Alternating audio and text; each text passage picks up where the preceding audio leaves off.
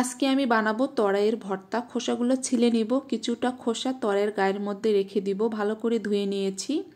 এখন একটা ফ্রাই প্যানে দিয়ে দিব 6টা কাঁচামরিচ, একটা পেঁয়াজ কুচি করে দিয়েছি, 8-10টা রসুনের কোয়া, সামান্য একটু আস্ত জিরা, লবণ, হলুদের গুঁড়ো, এরপর দিব সরিষার তেল সামান্য একটু পানি।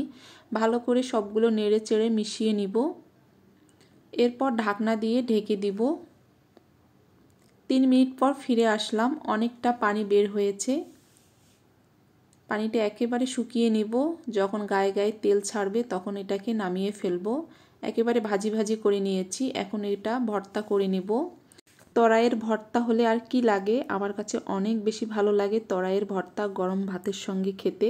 এটাকে আমরা তরাইও বলি, আবার ঝিঙ্গাও বলি, দুটোই বলি।